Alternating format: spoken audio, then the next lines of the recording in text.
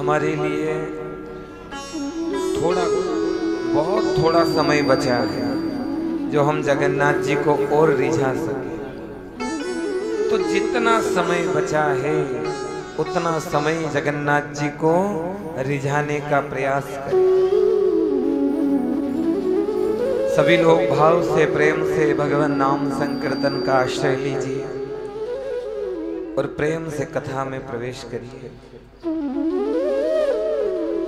गोविंद गोविंद गाइए रे, भज राधे गोपाल कृष्ण गाइए। गोविंद गोविंद गाइए रे, भज राधे गोपाल कृष्ण गाइए। गोविंद गोविंद गाइए रे, भज राधे गोपाल कृष्ण गाइए। भज गोविंद गोविंद गाइए, राधे गोविंद कृष्ण गाइए। मुरली मनोहर गाइए रे भाई, मीरा के नाथ को मनाइए। मुरली मनोहर गाइए रे भाई, मीरा के नाथ को मनाइए।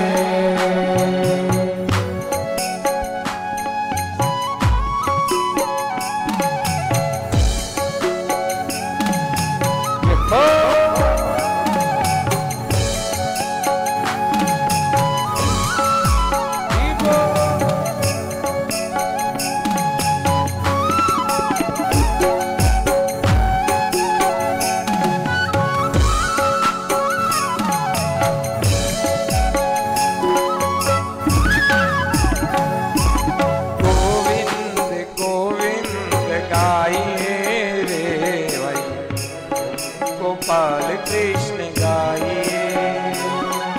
गोविंद गोविंद गाइए, भज गोपाल कृष्ण गाइए।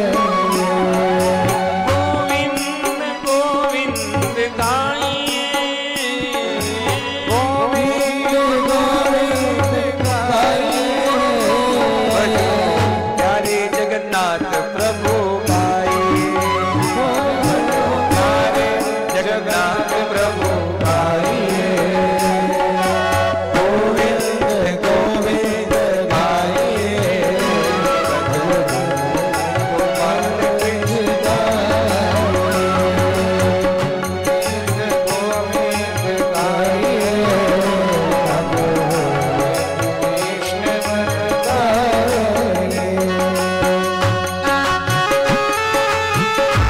दोनों हाथों में ताली पूरा करिए।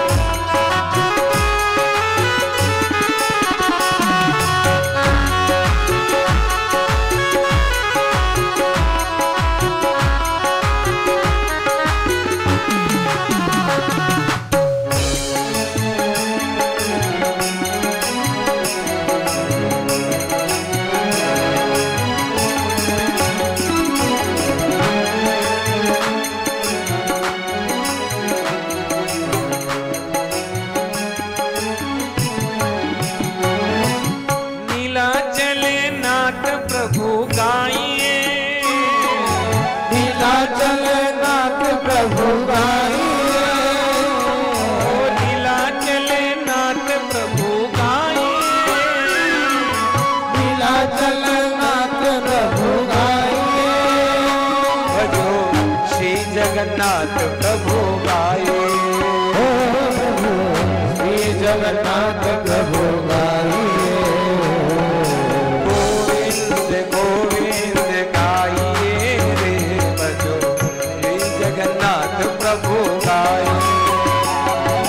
गोविंद गोविंद गाइए रे, श्री जगन्नाथ प्रभु गाइए। सुभद्रा के भाई गाइए, सुभद्रा के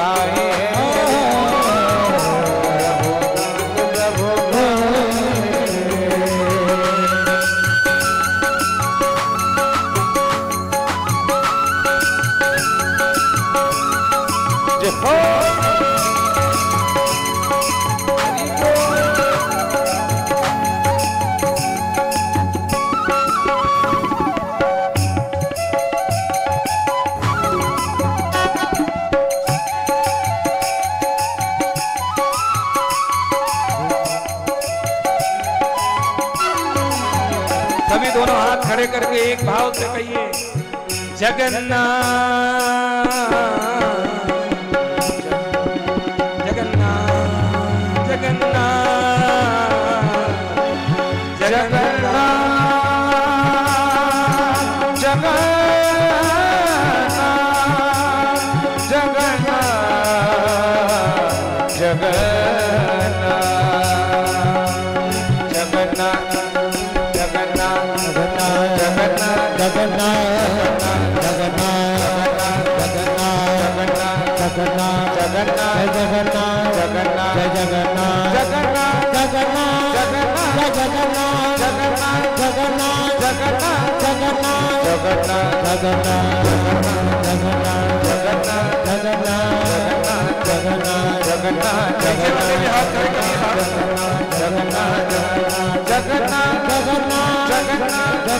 जगन्नाथ जगन्नाथ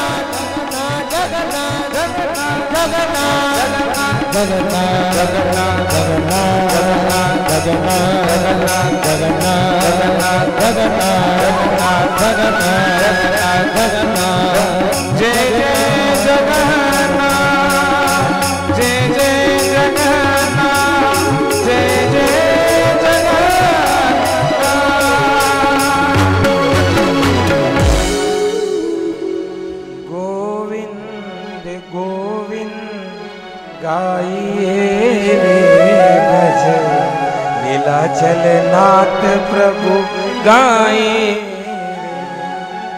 गोविंद गोविंद गाए प्रभु श्री जगन्नाथ प्रभु गाए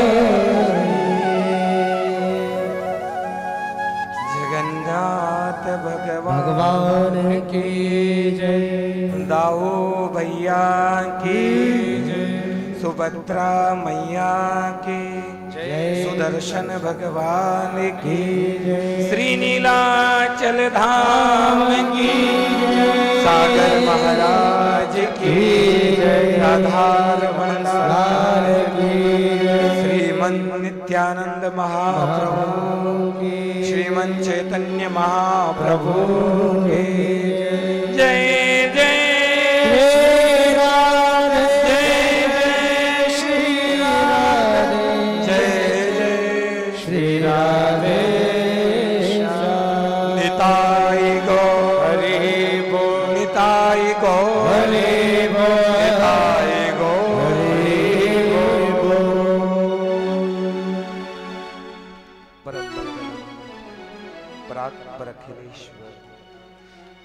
अकारण करुणा वर्णालय भक्त वांछा कल्पतरु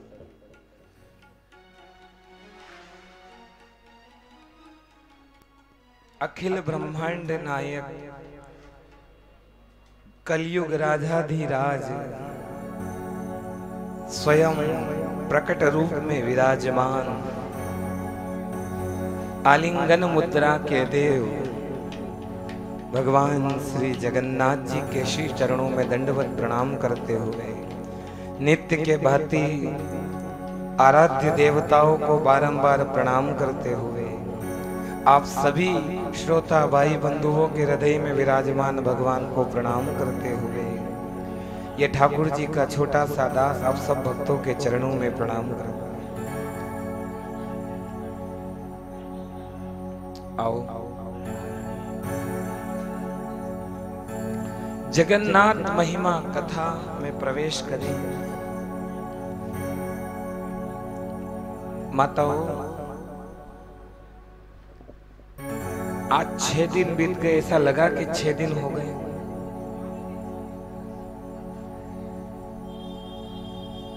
हम जब बस में बैठकर आ रहे थे, माला में बस मंत्र, गुरु मंत्र भूल गए न, जगन्नाथ जगन्नाथ जगन्नाथ ही कर रहे थे और सोच रहे थे कि 2 ही दिन क्यों बचे, ज्यादा दिन क्यों नहीं हुए। ऐसा लगना चाहिए कि कल से और कथा प्रारंभ हो जाए। जगन्नाथ कभी कृपा करेंगे।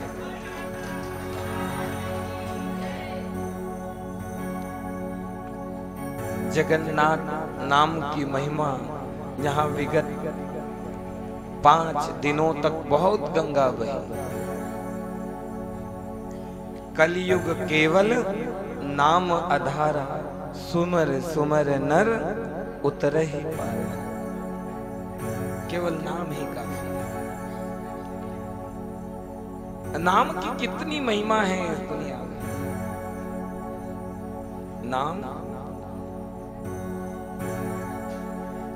नाम महिमा में कहां तक आपको बता। दशानंद जी को तो सभी जानते हैं, नहीं जानते तो रावण को तो जानते होंगे। बाकी ब्राह्मण थे, दशानंद सम्मान रूप से बोले तो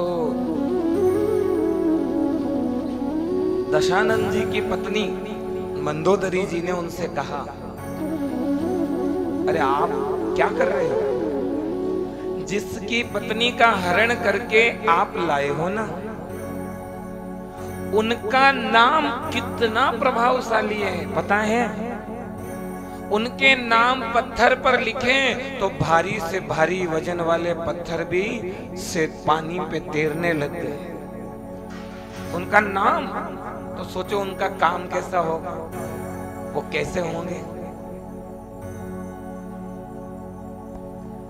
दशानंद जी ने कहा ये तो पत्नी के सामने इज्जत खराब होने वाली बात है।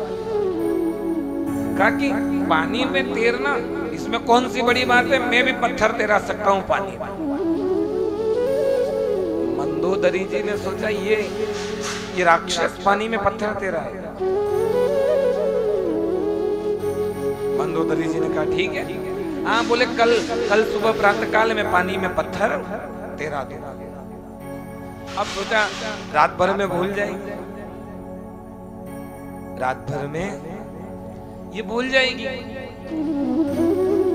अब वो रात भर जगी, उसको देखना था कि पानी में ये राक्षस पत्थर कैसे तैरा है। हमारे प्राणनाथ में ऐसे गुण तो नहीं है जो पानी में पत्थर तैरा दे। अब प्रातःकाल हुआ, वो जल का कलश लेकर आई। स्वामी मुख धो लीजिए। मुख धो रहे और पूछा, वो आपने कहा था ना पानी में पत्थर, हाँ हाँ तो तेरा देंगे ना, कौन सी बड़ी बात है, अभी नहीं बाद में देखेंगे। अब सुबह का नाश्ता हो गया, राजभोग हो गया, भोजन हो गया। दिन में जब वो रावण महाराज अपने कक्ष में थे, मंदोदरी जी ने कहा कि पहले कुछ बताया हो आपने जो रात में कहा था। रावण महाराज कहने लगे ये तो टीवी की बीमारी की तरह पीछे ही पड़ गई, रात से लगाकर सुबह, सुबह से लगाकर दिन शाम तक। कहा सुनो कोई बड़ी बात नहीं है, मैं तैरा सकता हूं पत्थर। अब उन्होंने पत्थर उठाया और पत्थर को कुछ कहा और पानी में डाला तो पत्थर तैरने लग गए। और मंदोदरी के होश उड़ गए कि रावण के हाथ से पानी में पत्थर कैसे तैर गया, ऐसा कैसे हो गया, ये होना तो नहीं चाहिए। मंदोदरी पूरी रात सोच रही आखिर कैसे। दूसरे दिन सुबह प्राणनाथ उठे, उससे पहले ही हाथ में जल का लोटा। बोले मुख बाद में धोना, पहले ये बताओ पत्थर कैसे तैरा। रावण ने कहा किसी को कहोगी तो नहीं ना। बोले नहीं नहीं किसी को भी नहीं कहूंगी। बोले किसी को भी मत बोलना, नहीं तो इज्जत खराब हो जाएगी। बोले बिले ये बताओ पत्थर कैसे तैरा। अरे मैंने उस पत्थर को उठाया और देखो किसी को बोलना मत हो। मैंने उस पत्थर को उठाया और उस पत्थर को कहा तुझे राम की सौगंध है, पत्नी के सामने इज्जत खराब हो जाएगी, तैर जाए। तो मैंने उस पत्थर को राम की सौगंध दी, राम की सौगंध से पत्थर तैर गया। नाम प्रभाव जान शिवनी को, नाम के प्रभाव से शिव जी ने हलाहल विष पी लिया। पार्वती जी ने यहाँ हाथ रख दिया, क्योंकि हृदय में राम बैठे हुए हैं, तो कंठ पतक ही रहने दिया। हृदय में राम भी है, पार्वती मैया, तो वो नीलकंठ हो गए। अब नीलकंठ याद क्यों आया आज? क्योंकि ऐसे ही हरिद्वार में कथा कर रहे थे और नीलकंठ की ऊंची चोटी पर गए और रात्रि में ऐसे ही मुख देख रहे थे कि बहुत थक गए महाराज। तो आज भी पूरा नीलाचल क्षेत्र दर्शन करके आए। मुख तो आपका खिला हुआ है आज, क्योंकि जगन्नाथ पीछे से अपनी दृष्टि पात कर रहे हैं। जब उनका पावर मिल रहा है तो हमारा पावर कम नहीं होगा। जगन्नाथ स्वामी नयन पथगामी भवतु में, उनके नयनों के पथिक बनिए। हमने 5 दिन तक बस नयनों के पथिक बनने की ही कोशिश करी। हम जगन्नाथ जी के इन नयनों के द्वारा भगवान में समाहित हो। भगवान हम सबके ऊपर कृपा करें। ऐसे श्रीमन चैतन्य महाप्रभु जी जो यहाँ 18 वर्षों तक लीला करी। बस में सोचा था कि चैतन्य महाप्रभु जी को आज कीर्तन में याद करेंगे, पर जहाँ आते आते गोपाल जी हमारे राधा रमन सिंहासन में बैठे थे, हम नीचे बिठा रहे और बिठाते बिठाते उच्चारण मन में हुआ कि नीलाचल नाथ प्रभु गाइए। तो हमने वो कीर्तन, लेकिन आओ चैतन्य महाप्रभु जी को 2 नामों का उच्चारण करें, फिर कथा में प्रवेश करें। क्योंकि आपकी तो छोड़ो, हम में भी वो नहीं है जो हम कथा सुना पाया, पर स्वयं चैतन्य महाप्रभु आकर के बैठकर कथा कहे, नाम की महिमा का बता। हरे कृष्ण हरे राम राधे गोविंदा, हरे कृष्ण हरे राम राधे गोविंदा, हरे कृष्ण हरे राम राधे गोविंदा, हरे कृष्ण हरे राम राधे गोविंदा, हरे कृष्ण हरे राधे गोविंदा, हरे कृष्ण हरे राम राधे गोविंदा, हरे कृष्ण हरे राम राधे गोविंदा। श्री कृष्ण चैतन्य प्रभु नित्यानंद, श्री कृष्ण प्रभु नित्यानंद, श्री कृष्ण चैतन्य प्रभु नित्यानंद, श्री कृष्ण चैतन्य प्रभु नित्यानंद, हरे कृष्ण हरे राम राधे गोविंदा, हरे कृष्ण हरे राम राधे गोविंदा।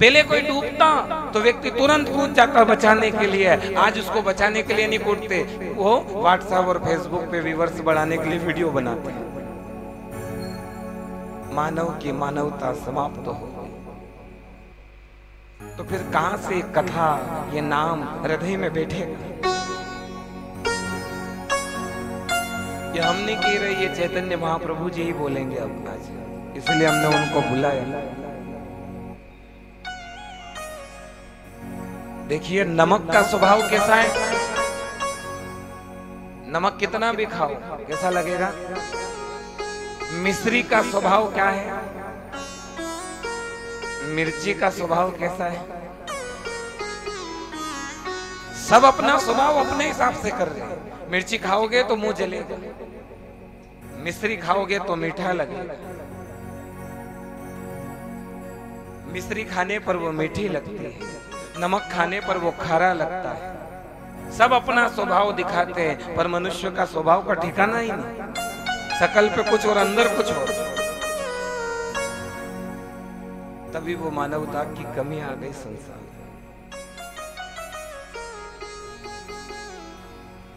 पशु पक्षी भी सेवा कर रहे हैं साहब, जो भगवान ने उनको सेवा दी। वही पक्षी शाम को आकर के अपने बच्चों की सेवा करते हैं। दिन भर तिनका अनाज दाना कण चुन चुन कर ला करके अपने बच्चों को देते हैं।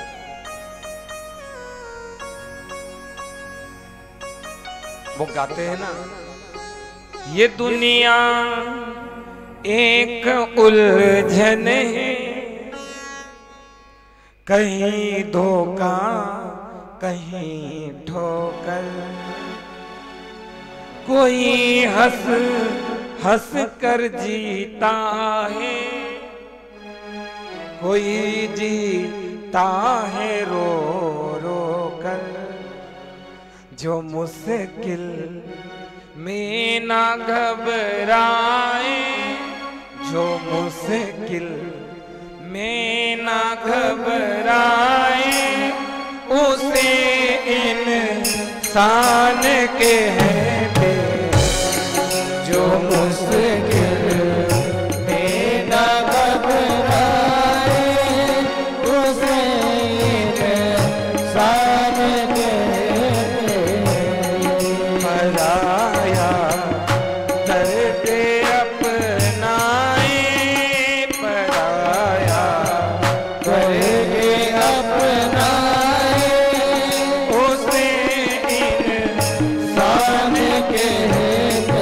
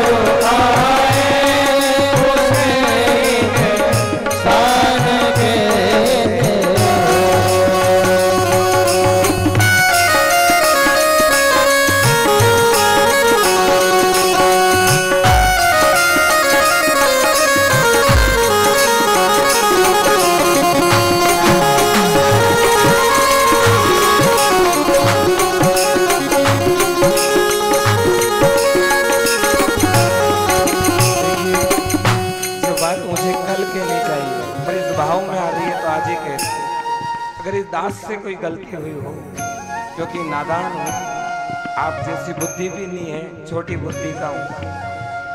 अगर मुझसे कोई गलती हो तो आप सभी क्षमा करें, क्योंकि वो गलती अगली बार हमको कुछ सिखाती।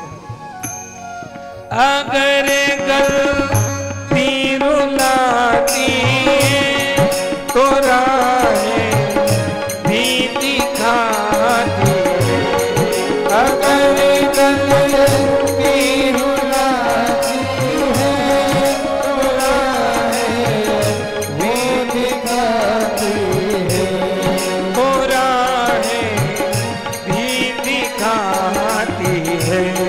मनुज गलती का पुतलाए, मनुज गलती का चमकाए, वो अक्सर हो ही जाती, मनुष्य का मिल जाए, वो अक्सर हो जाती है।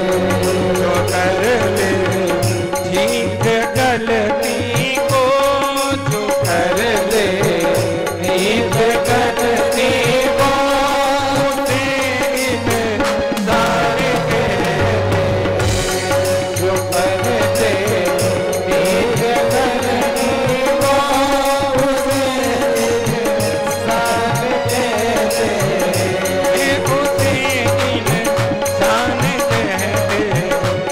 उसे इंसान कहते।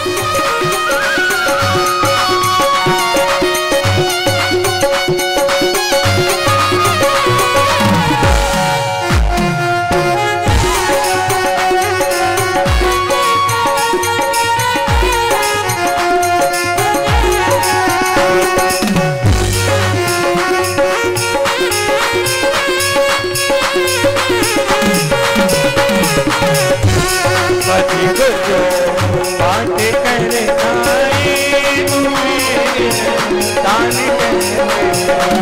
पति को जो बात कर जाए इंसान कहते, जो कर ले ठीक गलती को, उसे इंसान कहते। जो करते ठीक गलती को उसे इंसान कहते, जो मुश्किल बिना घबराए, उसे इंसान कहते। जो मुश्किल में न घबराए उसे इंसान कहते, उसे इंसान कहते। उसे इंसान कहते।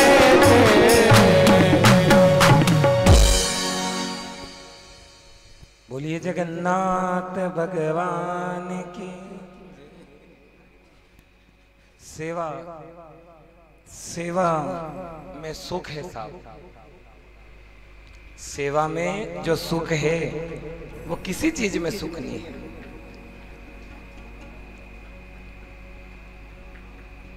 तो हम जो देखते हैं वही कथा हो जाती है। जो लोगों का स्वार्थ देखते हैं कि अपना भला, अपने घर का भला, बाकी भले कहीं भी जाए, ये स्वार्थ नहीं भरना चाहिए हमारे हृदय में। परोपकार ही जीवन की सार्थकता का सच्चा कारण है। अगर हम यहाँ बैठे तो हमारे हृदय के भाव के कारण ही बैठे, क्योंकि कितना भी कर ले ये हृदय हमारा ऐसा ही है। हर किसी को हृदय में बिठाने की ही आदत पड़ी। ऐसे तो कोई जल्दी बैठता नहीं, उतरता नहीं है। पर एक बार जो बैठता है तो फिर वो जाता है।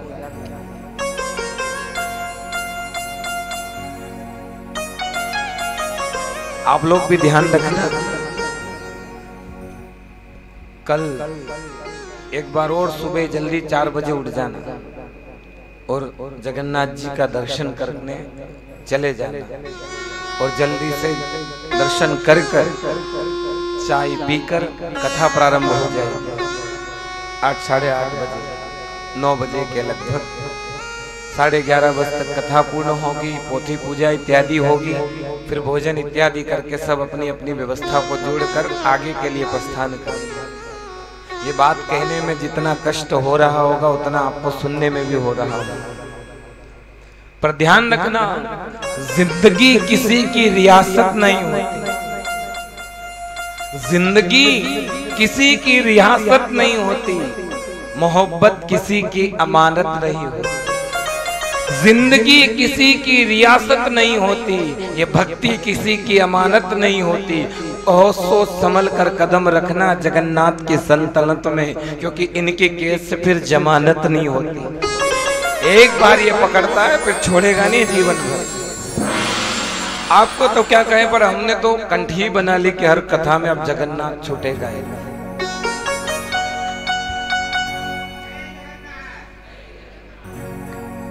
कहीं भी जाएं, कुछ भी करें, पर ऐसा देव मिलने वाला नहीं।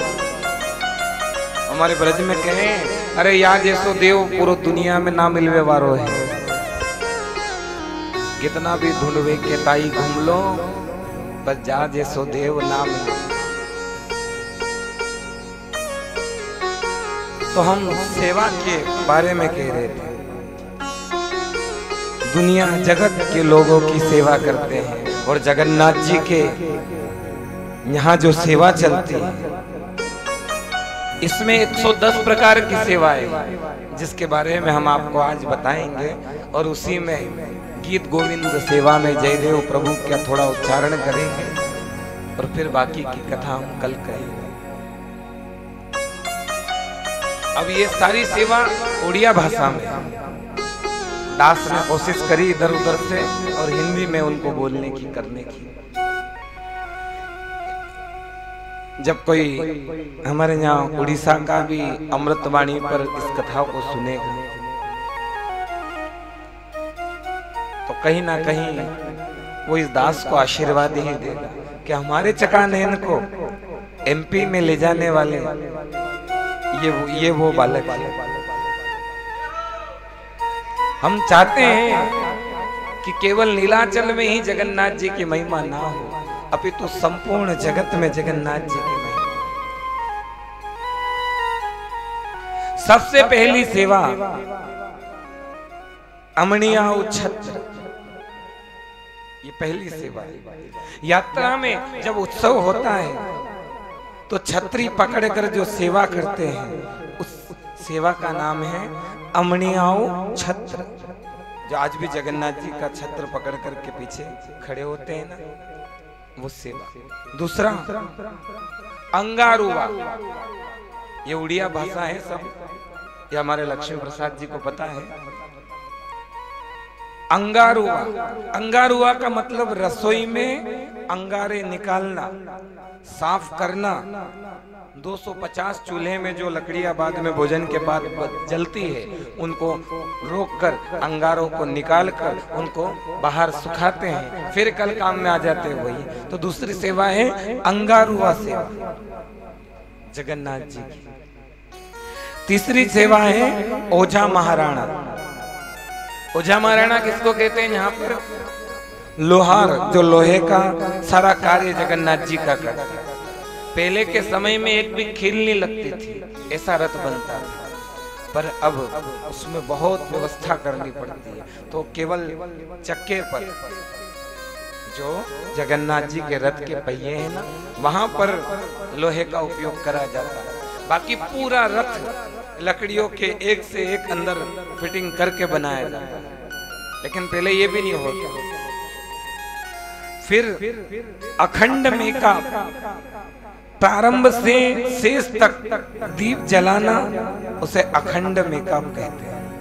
पांचवी सेवा कर्ण देवल कर्ण, एक और नाम है इसका तड़ाऊ कर्ण।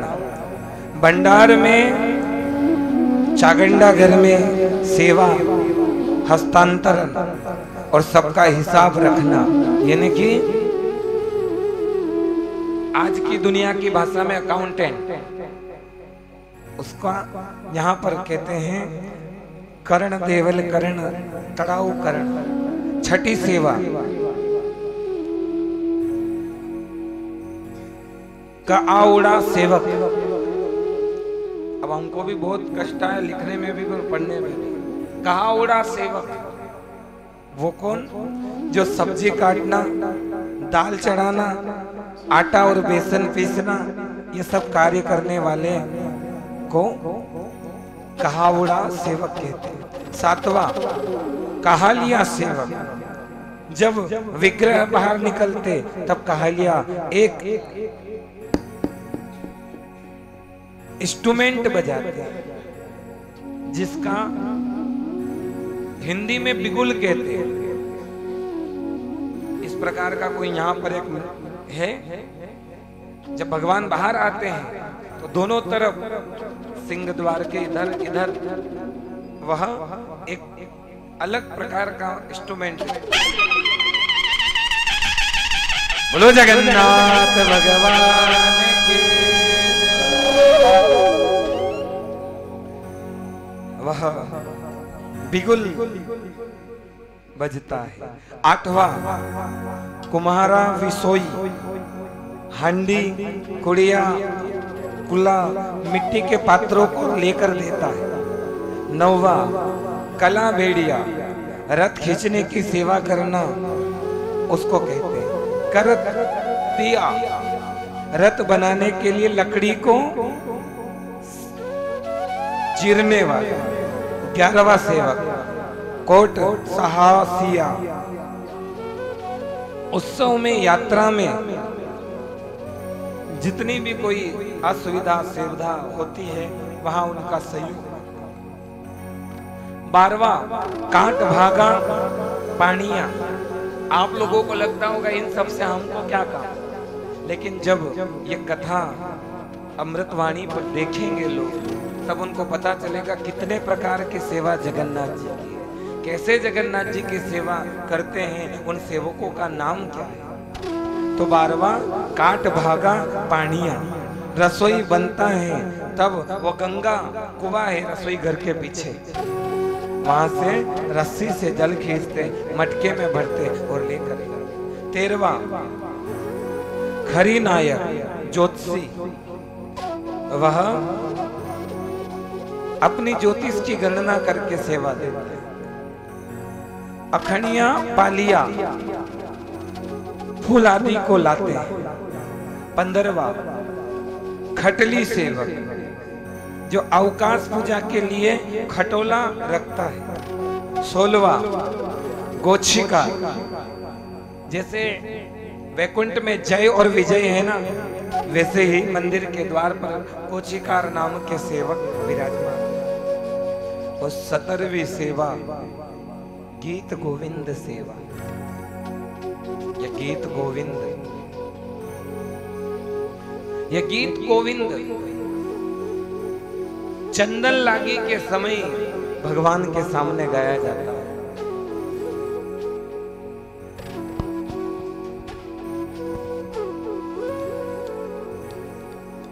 जब चंदन भगवान को चढ़ाया जाता है तो गीत गोविंद गाया जाता है। मैंने भी गीत गोविंद के बारे में कहा, 1-2 दिन हमने पाठ भी करा। ये गीत गोविंद की अष्टपदियां, हमने तो एक ही शीत कमला को ही पढ़ा, लेकिन अष्टपदियां अलग अलग गीत गोविंद की। तो ये गीत गोविंद किसने लिखा, गीत गोविंद की क्या महिमा, इसके बारे में चर्चा करते हैं। ये गीत गोविंद भगवान की 17वीं सेवा। जगन्नाथ जी के सामने गीत गोविंद का उच्चारण करना, जिससे जगन्नाथ बहुत प्रसन्न हो। हम जब से यहाँ की व्यवस्था देखने के बाद घर गए थे ना, तो जगन्नाथ जी को हमारे जगन्नाथ जी को रोज सुनाते हैं। और आज भी जब जगन्नाथ जी विश्राम करते हैं तो गीत गोविंद उस चादर पर लिखा हुआ है। और हमारे जगन्नाथ जी जिस चादर को ओढ़ते हैं उस पर भी ये गीत गोविंद अंकित है। जिस प्रकार यहाँ लीला होती है वैसे ही हम सारी लीलाओं की कोशिश करते हैं कि हमारे जगन्नाथ जी पूरा गीत गोविंद लिखा हुआ है इस पर। और ये गीत गोविंद हम रोज जगन्नाथ जी को उड़ाते हैं तो वो बहुत खुश होते हैं, बहुत कृपा करते हैं। 2 गीत लिखे हैं हमने, धीर समीर और शीत कमल, और दोनों हमारे जगन्नाथ ओढ़ते हैं।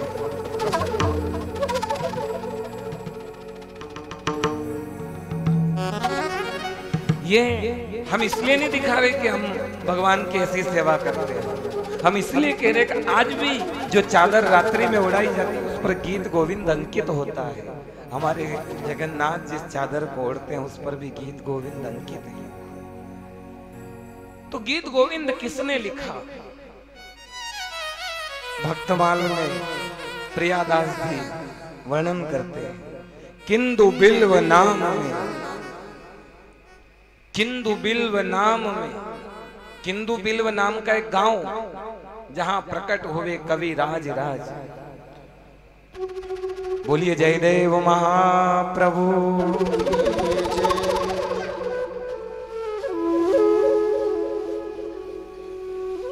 किंदु बिल्व नाम का एक गांव, ये जिसका नाम लिया कोई साधारण नहीं है साहब। ये भक्त कोई साधारण नहीं है। भक्तमाल में बहुत चर्चा है, बहुत दिव्य आनंद भक्तमाल में इनके नाम से हो। जयदेव महाप्रभु किंदु बिल्व नाम के गांव में प्रकट हुए।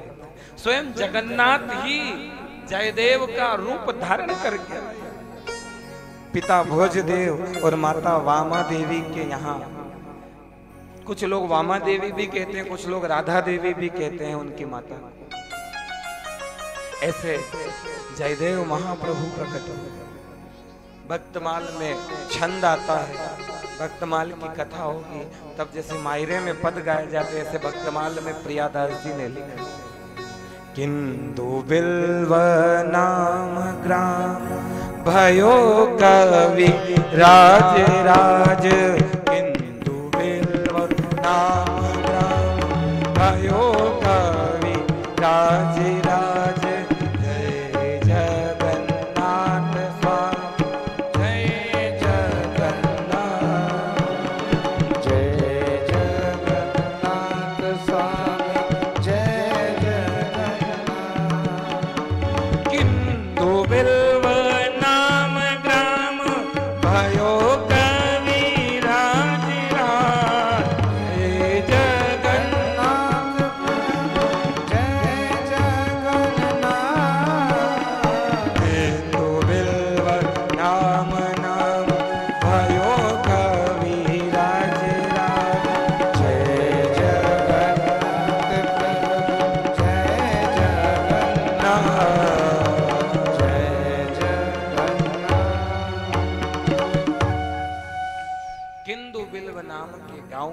प्रियादास जी कहते हैं, भक्तमाल में नाभाजी ने वर्णन करा प्रियादास जी महाराज के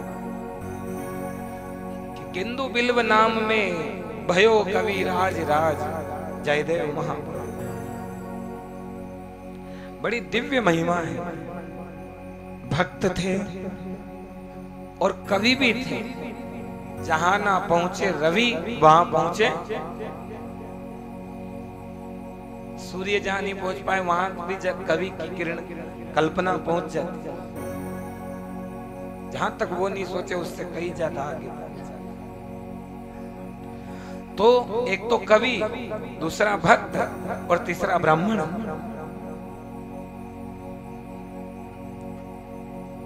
अब इधर स्वयं भगवान जयदेव महाप्रभु के रूप में अवतरित हो गए और दूसरी तरफ एक ब्राह्मण पास में गए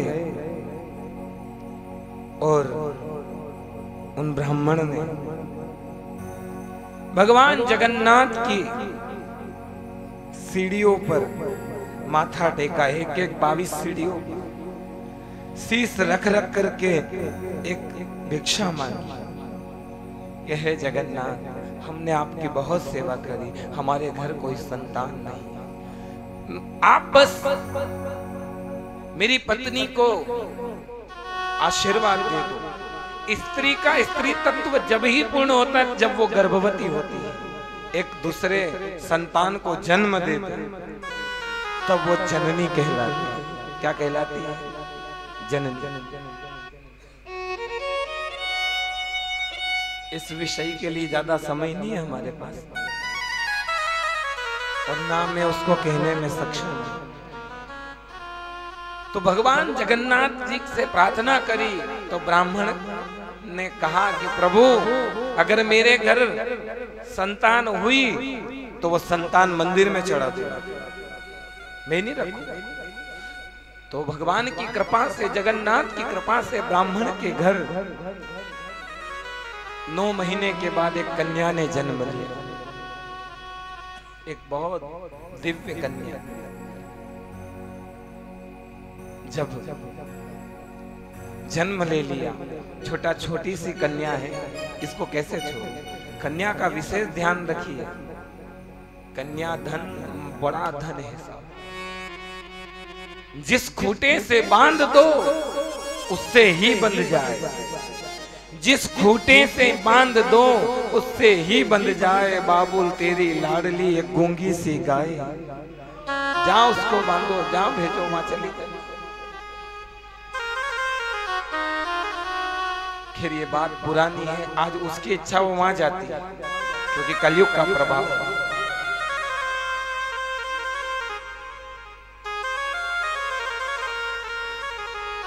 तो जब वो कन्या हुई, उसका नाम पद्मावती रख दिया। बोलिए पद्मावती मैया की जय। उस पद्मावती को लेकर उनके पिता जगन्नाथ जी के पास जाकर के छोड़ने लगे। जगन्नाथ जी ने मन ही मन कहा, सुनो, ये कन्या जब बड़ी हो जाए तब लाना, अभी नहीं। वो कन्या पिता के घर बड़ी होने लगी।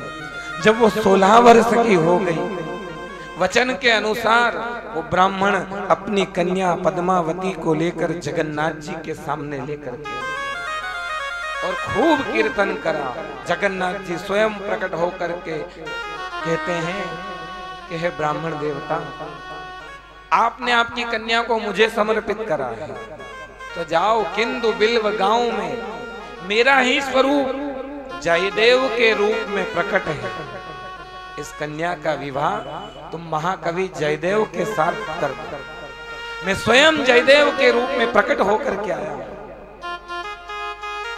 पंडित जी ने जगन्नाथ जी को प्रणाम करा और पद्मावती को लेकर के जयदेव महाप्रभु जी के पास आए। जयदेव महाप्रभु घर त्याग करके पकड़ों की तरह जीवन जीते, भजन करते बैठे बैठे कुटिया में। आकर के उन्होंने कहा, क्या कहा? कि ये कन्या हम आपको समर्पित करना चाहते हैं। जयदेव जी ने कहा कि भजन करने आए कि जंजाल में पड़ने आए, हमको ये कार्य नहीं करना। हम कभी कभी कथाओं में एक भक्त के बारे में कहते हैं, एक संत थे, उनके गुरुजी ने उनको दीक्षा दी थी भजन करना, लेकिन वो संसार में आए, उन्होंने देखा लोग तो विवाह कर रहे हैं, हम भजन क्यों करें? उन्होंने कहा हम भी विवाह करें। तो उन्होंने विवाह करने की तैयारी करी,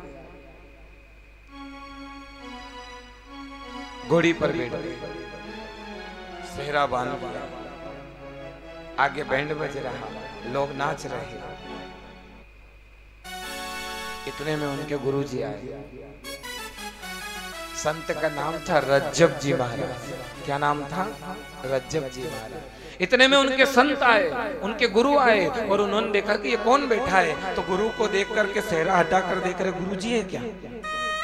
गुरुजी ने देखा कि कौन? मैं रज्जब। गुरुजी ने कहा, हे रज्जब ते गज्जब करियो जो सर पे बांधो, गजब ते गजब करियो जो सर पे बांध्यो मोह, आयो तो हरि भजन को अब करी नरक में ठो, अब करी नरक में ठो। गजब गजब कर दिया तुमने। कृष्ण नाम की दीक्षा दी, भजन करो, नरक में गिर रहा है, कहां संसार में जा रहा है। ऐसे ही जयदेव महाप्रभु ने मना कर दिया ब्राह्मण, लेकिन ब्राह्मण ने कहा कि स्वयं जगन्नाथ जी ने कहा है कि इसको मेरे स्वरूप जयदेव को समर्पित कर दो। जैसे ही सुना कि मेरे जगन्नाथ ने कहा है, जयदेव महाप्रभु ने पद्मावती जी को स्वीकार कर लिया, विवाह हो गया। जयदेव गोस्वामी जी महाराज का पद्मावती के साथ विवाह हुआ। तो पद्मावती भी कोई साधारण स्त्री नहीं थी, वो भी भगवान की कृपा से आई थी, वो भी लक्ष्मी से कम नहीं थी। अगर ये जगन्नाथ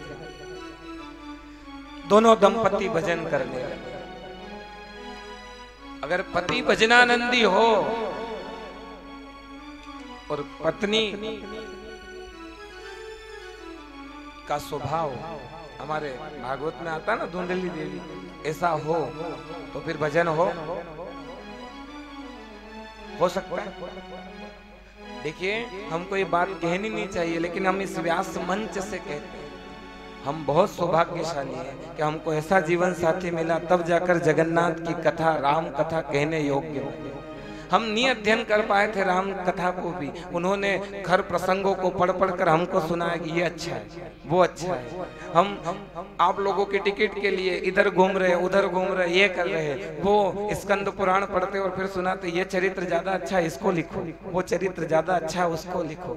रात रात बैठ करके ठाकुर जी की पोशाक बनाना, ठाकुर जी के लिए पगड़ी बनाना, रात रात भर बैठ करके सारी सेवा करना। तो इस मंच से व्यक्तिगत किसी की महिमा नहीं गाई जा सकती, लेकिन हमने देखा कि हम बड़े भाग्यशाली हैं कि ऐसे पिता की संतान जो स्वयं भक्त है, स्वयं हनुमान जी की सेवा कर रहे, 35 वर्षों से हमारे ससुर जी सुंदरकांड कर रहे।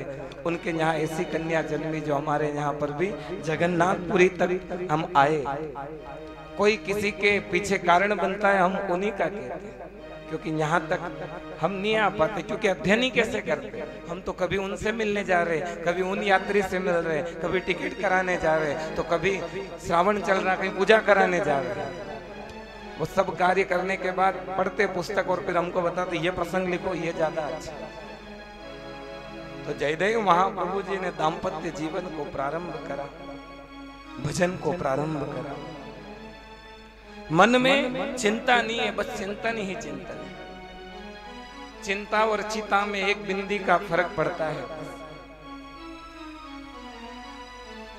कि चिंता ऐसी डाकणी जो भीतर भीतर खा, वो चिंता ऐसी डाकणी जो भीतर भीतर खा। अभी कोरोना आया था ना, आधे तो उससे ही चले गए चिंता में।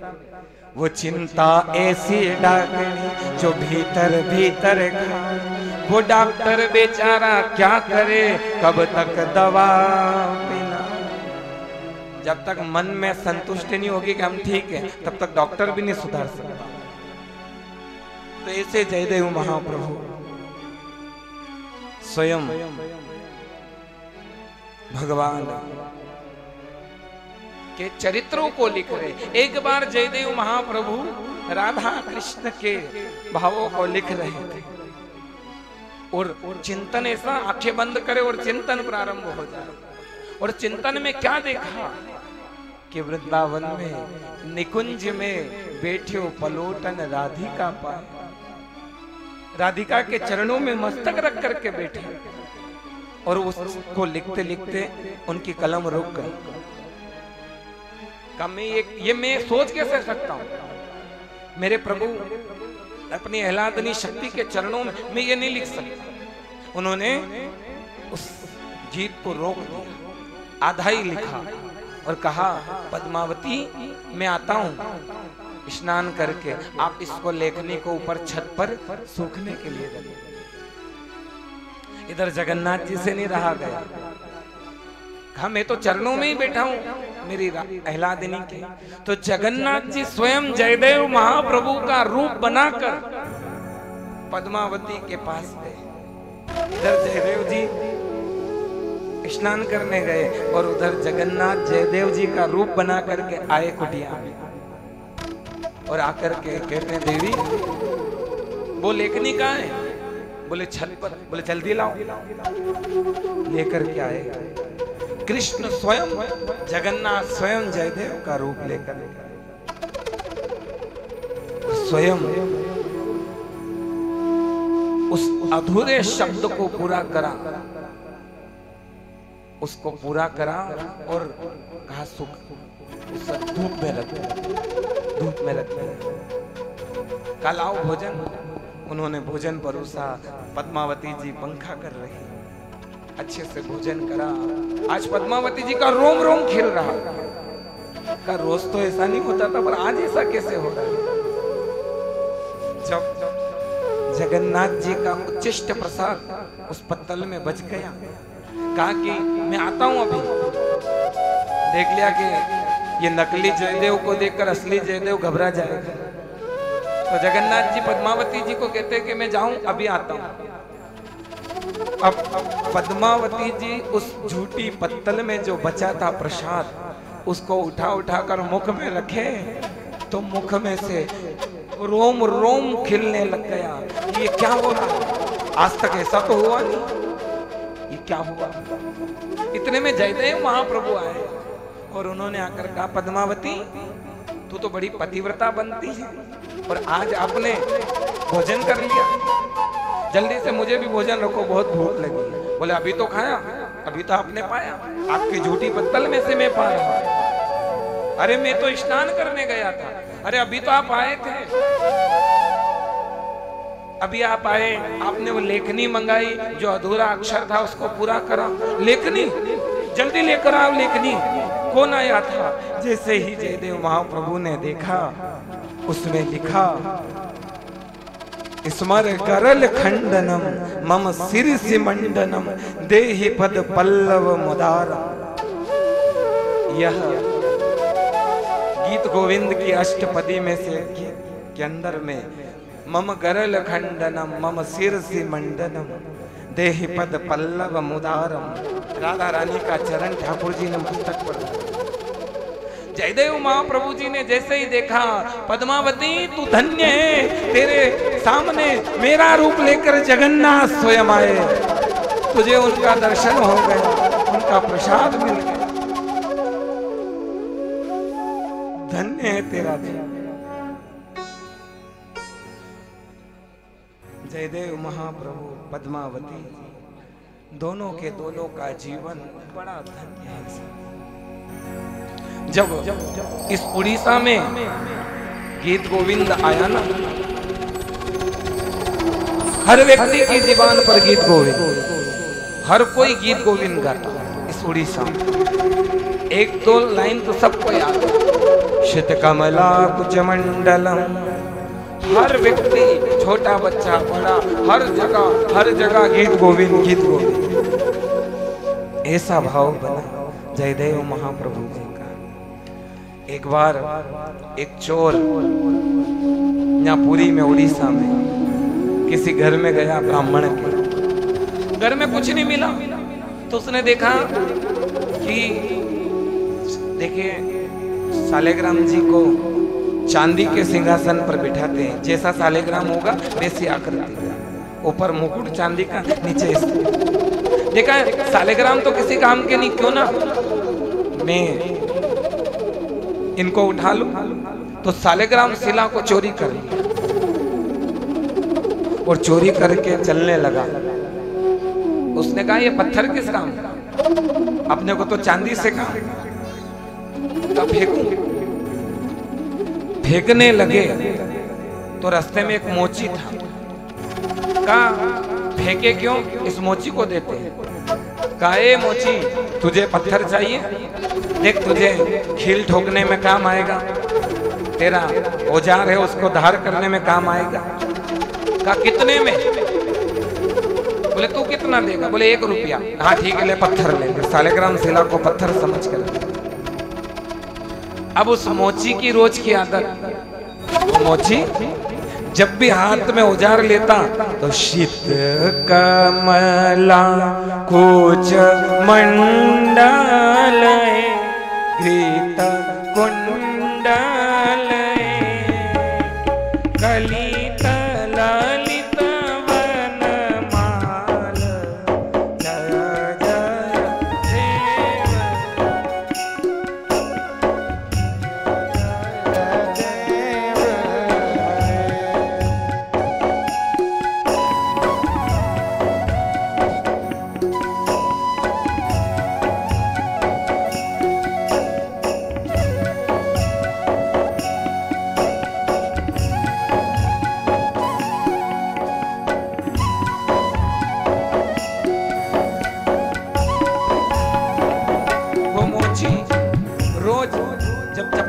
में खिल ठोकता तब भी राधे कृष्ण हरे गोविंद गोपाला नंद जो को लाला यशोदा दुलारा जय जय देव हरे ओ जय जय देव हरे।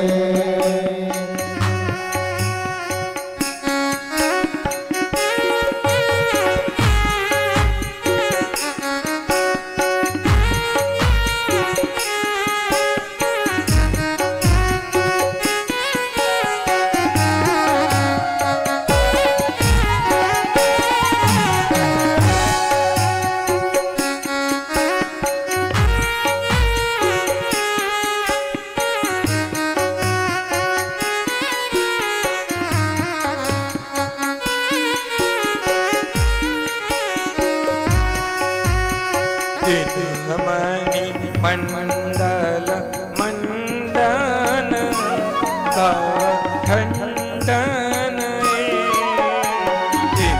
मणि मंडल मंडन भव खंडन मुनि जन मानस हंस जय जय देव हरे।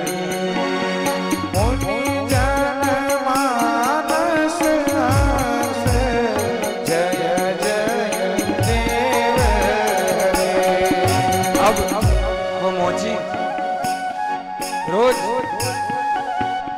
इस प्रकार से कार्य करता, कभी धार करता, कभी चप्पल में फिरता।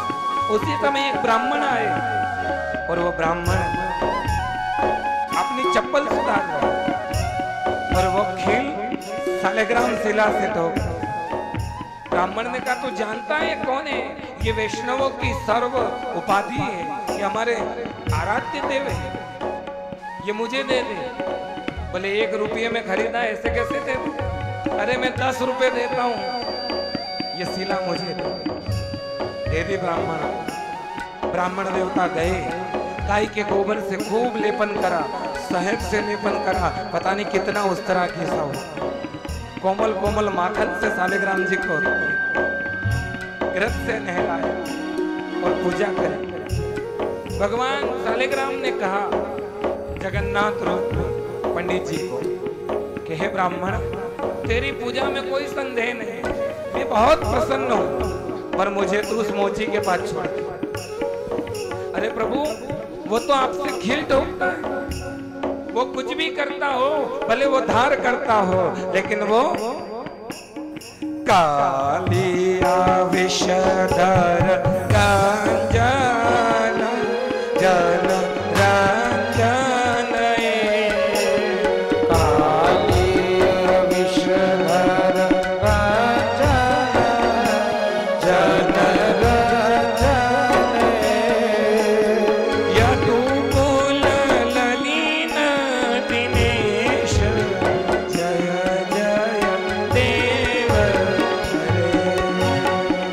Go, go.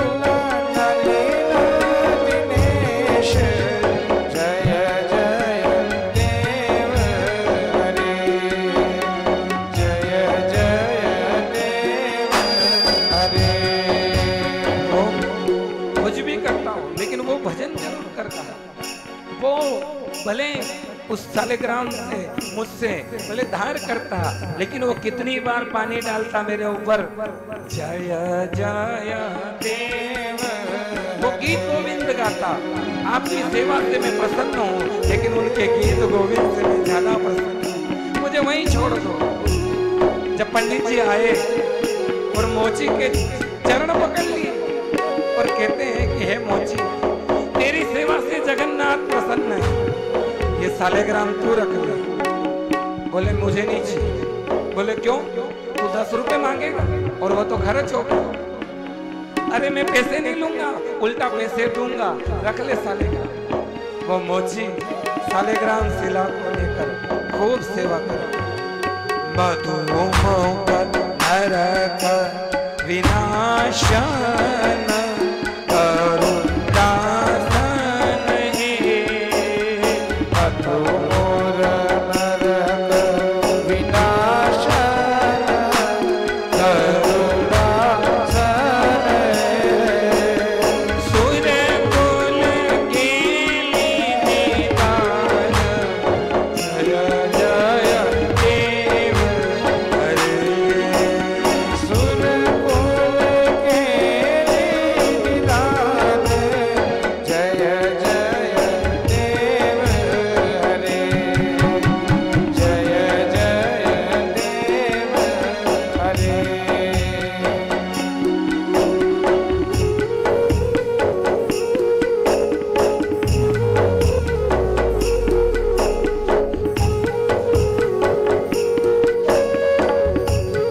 जयदेव महाप्रभु की जय हो।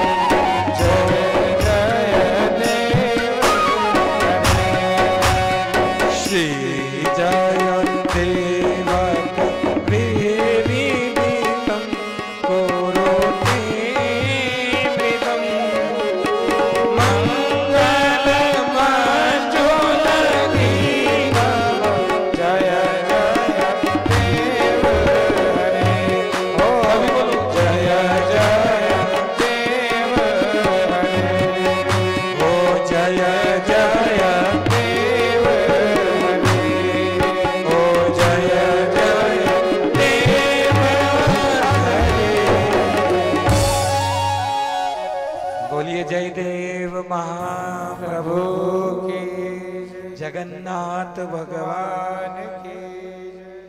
उस मोची के भले सालेग्राम जी के ऊपर वो धार करे या चप्पल जूतों में कील ठोके, लेकिन वो नाम क्या बोल रहा। उस समय उड़ीसा में जगन्नाथपुरी में हर एक व्यक्ति के जिह्वा पर केवल और केवल गीत गोविंद जा रहा था। हर व्यक्ति गीत गोविंद को गा रहा था। एक न एक पंक्ति सबको याद, सब गीत गोविंद गा रहे, सब गीत गोविंद को गा रहे। एक बार गीत गोविंद की कहां तक महिमा, इनकी अष्टपदियां है गीत गोविंद। आप गूगल पर सर्च करके अष्टपदियों को निकालना और ये तो रोज सुनाना। शीत कमला तो रोज अपनी पूजन में गाना, रोज ठाकुर जी को रिझाना। आप देखो उसके बाद इतने वर्षों तक जो सेवा करी और इस गीत गोविंद के बाद जो सेवा कर रहे, आपको क्या मिलेगा। एक बार एक माली की बेटी बैंगन के खेत में बैंगन तोड़ रही और ऐसा गीत गाया उसने, ऐसा गीत गाया उसने, बैंगन के खेत में बैंगन को तोड़ तोड़ कर डलिया में रख रही। जब उस माली की बेटी ने इतना सुंदर गीत गाया, हमको वो ज्यादा याद नहीं है, फिर भी एक दो लाइन उसकी गुनगुनाते। ये भी गीत गोविंद का ही है स्वरूप। धीर समीरे यमुना तीरे वसत वने वनमाली। धीरे समीरे यमुना तीरे वसत वने वनमाली।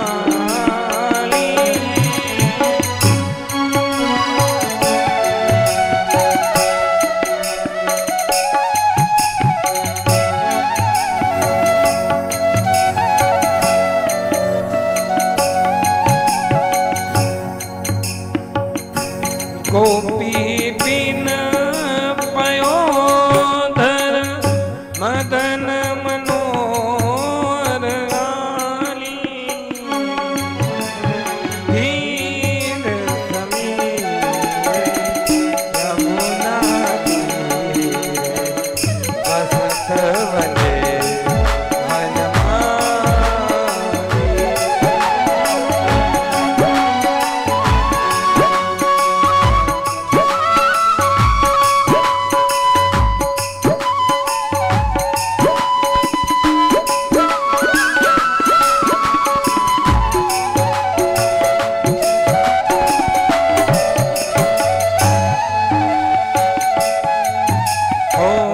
गति सुख सारे गति अभिसारे मदन मनोहर वेशम।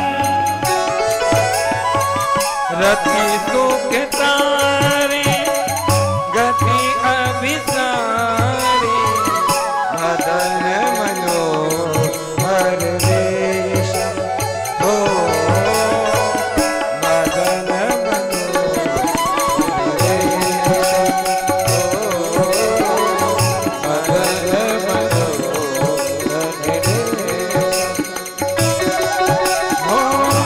करुणितं मगन विलंबन। करुणितं मगन विलंबन। मनोसरते धरणेश। मनोसरते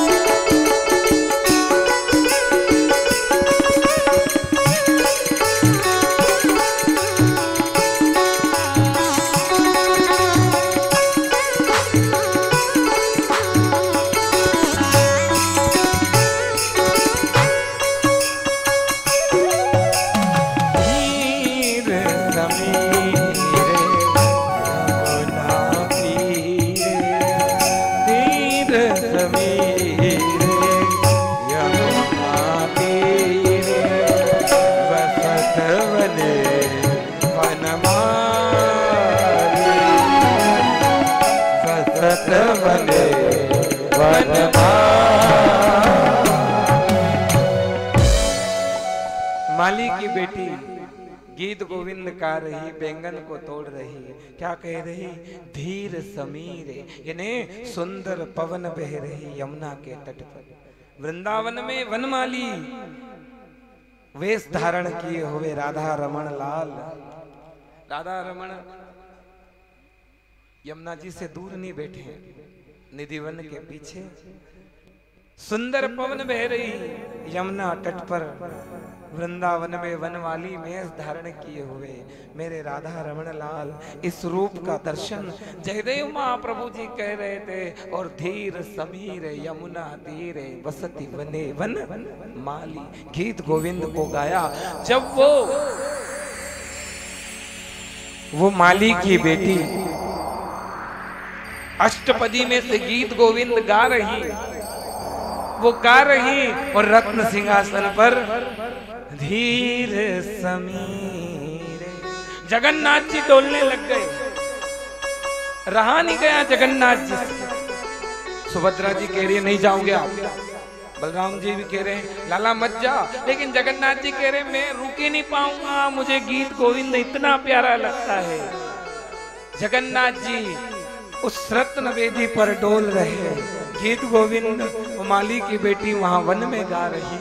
जगन्नाथ जी रत्न वेदी से कूद पड़े, रोका तो रुके नहीं, दौड़े दौड़े दौड़े दौड़े माली की बेटी के पीछे पीछे, वो आगे आगे।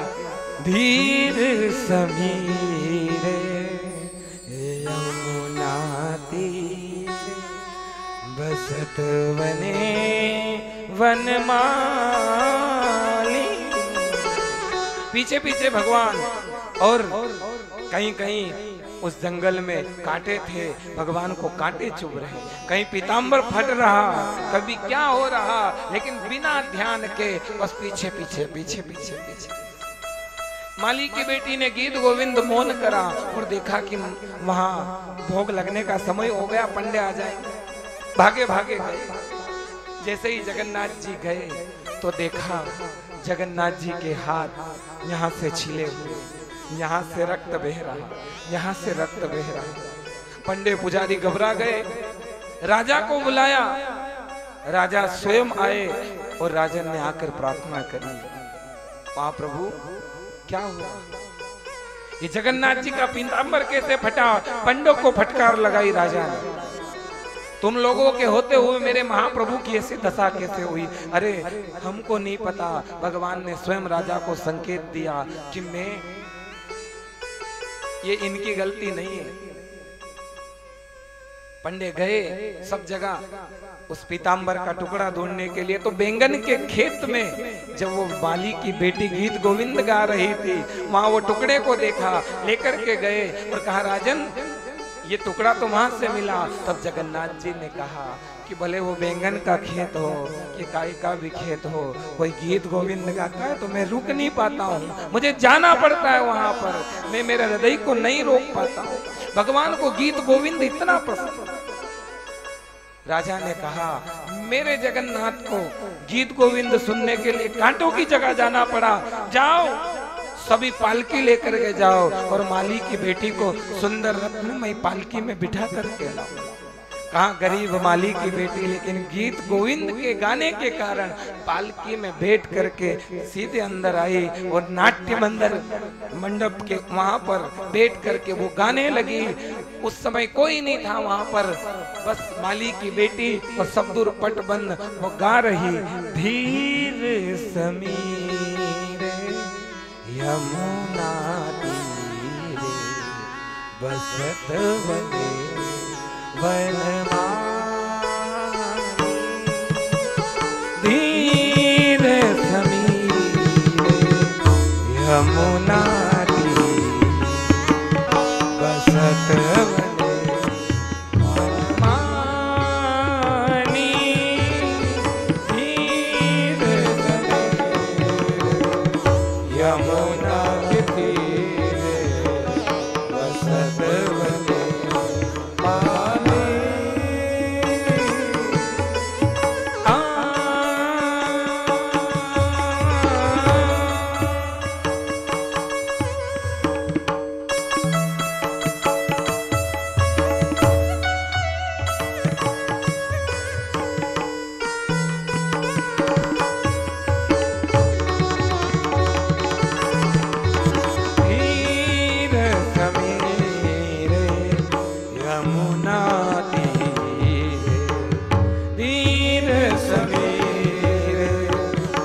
यमुना तीरे वसत बने वनमाली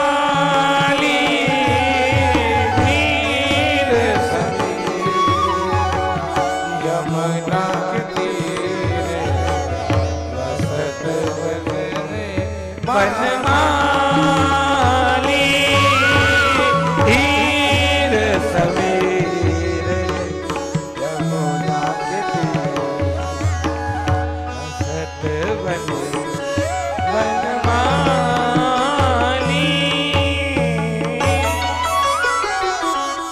जैसे ही उसने गीत गोविंद गाया, रत्न बेदी से कूद पड़े जगन्नाथ। इधर वो माली की बेटी नृत्य कर रही, उधर जगन्नाथ नृत्य कर रहे, और उसी समय वो माली की बेटी जगन्नाथ जी के अंदर समाहित हो गई। बोलिए जगन्नाथ भगवान की जयदेव महाप्रभु की। ऐसी जगन्नाथ जी के गीत गोविंद की महिमा है, ऐसा जगन्नाथ जी का भाव है। अब देखो, हमने कहा था ना कि आज की कथा हम नहीं कह पाएंगे, पर चैतन्य महाप्रभु जी स्वयं आकर के आज की इस कथा को कहा, आज इस कार्य को पूर्ण करा। इतना भी हमारे मन में थकान नहीं आया, ना हमारे भाइयों के हृदय में आया। स्वयं चैतन्य महाप्रभु जी ने इस जगह को चैतन्य बनाया, और गीत गोविंद के माध्यम से स्वयं भगवान यहाँ प्रकट हुए और हम सबको आज का सुख दिया। आज की कथा को भगवान के चरणों में समर्पित करें। कल की कथा आप लोग सभी जल्दी उठना, और जैसे आज उठे थे वैसे ही जल्दी उठेंगे और भगवान की मंगला का दर्शन करेंगे।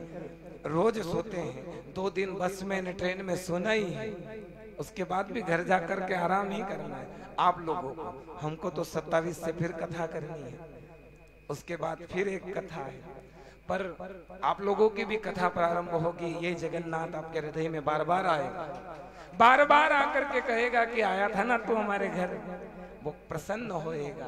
तो हम सभी कल जल्दी उठ करके भगवान के मंगला का दर्शन करने के लिए चलेंगे। तो उसके बाद में आकर के जरूरी नहीं कि सुबह 4 बजे हम लोग चाय पिए, कभी कभी भगवान के लिए भाव भी जगाएं। सुबह जल्दी दर्शन करने चलेंगे, फिर दर्शन करने के बाद आप थोड़ा आपका जो भी नियम है वो करिएगा, चाय पान करिएगा, और फिर कथा होगी 9 बजे से 8:30 बजे से, और उसके बाद में पूर्ण होगी, पोथी पूजा होगी, अपना अपना सब कार्य करेंगे। तब हम सभी लोग प्रस्थान करेंगे आगे के लिए। तो आज की कथा को भगवान के चरणों में समर्पित करें। 2 मिनट के लिए भगवान नाम संकीर्तन का आश्रय लीजिए। हो जय जय जगन्नाथ स्वामी। देखिए, आज का दिन ही बचा है, कल का दिन तो जाने की जल्दी रहेगी। इतने भाव से पुकारना, इतने भाव से पुकारना। 1 बजे मंदिर बंद होगा, उससे पहले पहले वो आपके हृदय में आ जाएगा। जय जय जगन्नाथ स्वामी, जय जय जगन्नाथ स्वामी, जय जय जगन्नाथ स्वामी, जय जय जगन्नाथ स्वामी, जय जय जगन्नाथ स्वामी, जय जय जगन्नाथ स्वामी, जय जय जगन्नाथ स्वामी, जय जय जगन्नाथ स्वामी। बहुत कम समय बचा है, ऐसे मत पुकारो। चैतन्य महाप्रभु जी की मुद्रा लीजिए सभी इस प्रकार से, और सभी कहिए जय जय जगन्नाथ स्वामी, जय जय जगन्नाथ स्वामी, जय जय जगन्नाथ स्वामी, जय जय जगन्नाथ स्वामी, जय जय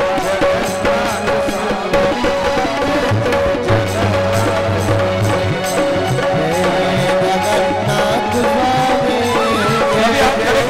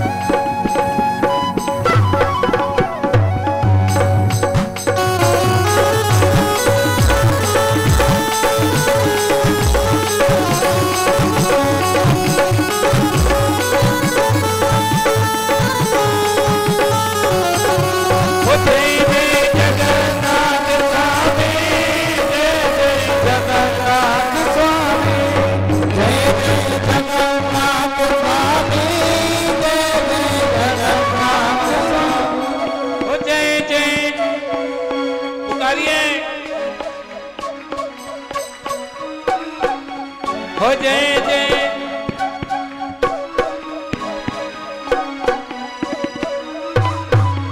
ओ जय जय जगन्नाथ स्वामी, जय जय जगन्नाथ स्वामी, जय जगन्नाथ स्वामी, जय जय जगन्नाथ स्वामी, जय जगन्नाथ स्वामी, जय जय जगन्नाथ स्वामी, जय जगन्नाथ स्वामी, जय जय जगन्नाथ स्वामी, जय जगन्नाथ स्वामी, जय जगन्नाथ स्वामी, जय जगन्नाथ स्वामी, जय जगन्नाथ स्वामी।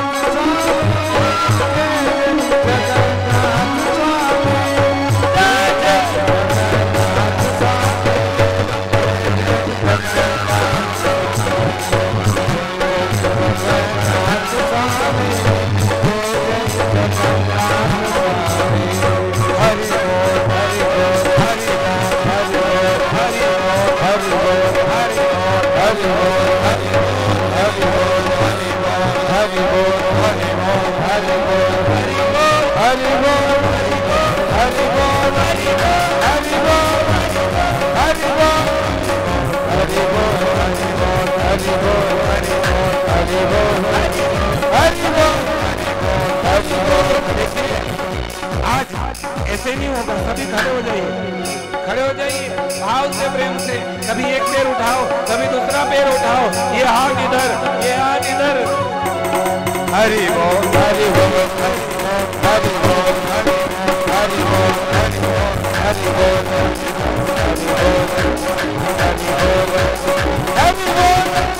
हरि बोल हरि बोल हरि बोल हरि बोल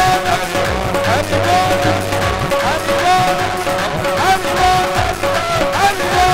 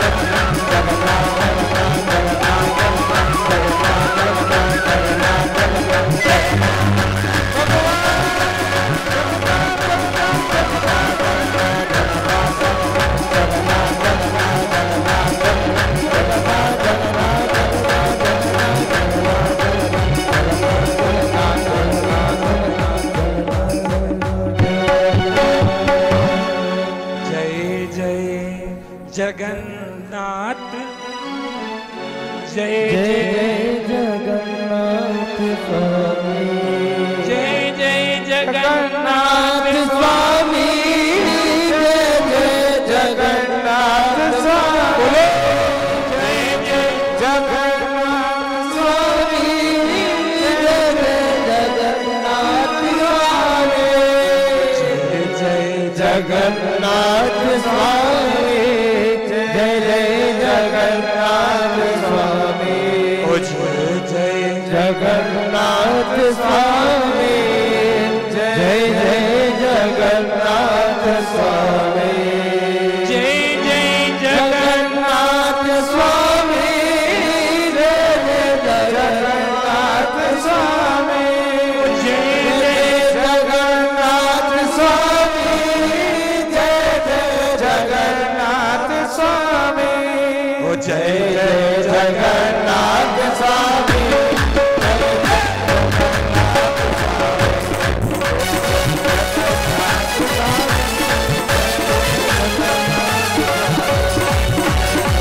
जगन्नाथ स्वामी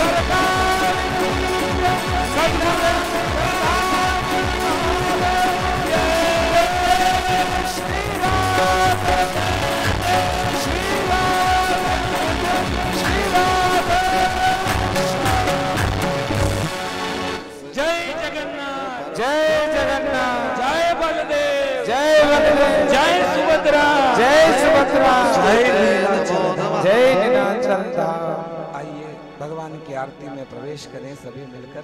मैंने कहा था ना कि गीत गोविंद गाते हैं तो जगन्नाथ आते हैं।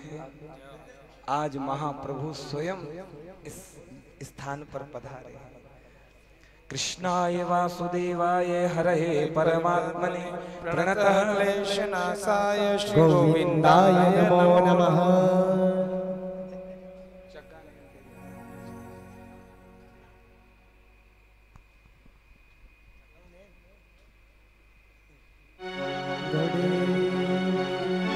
ज्वालावलिने नमः।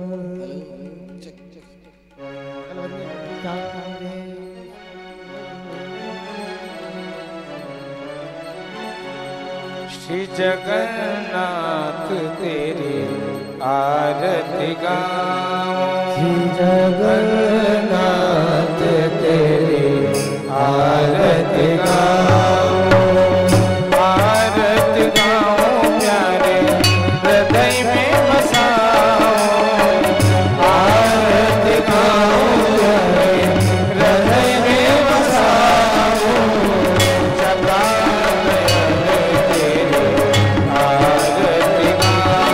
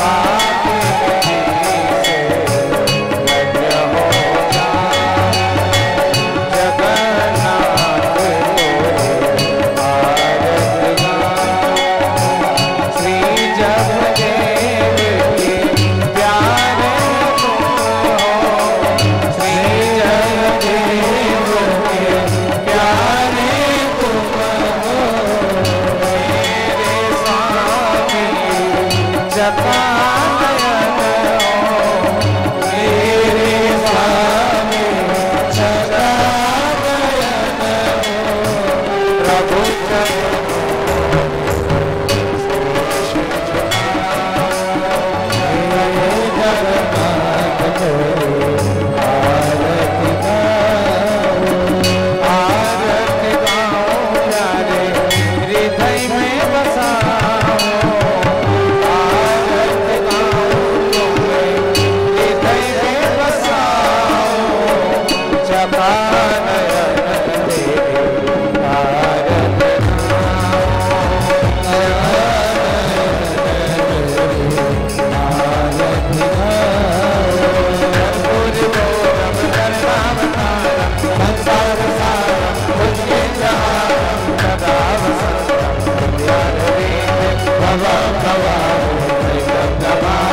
Baba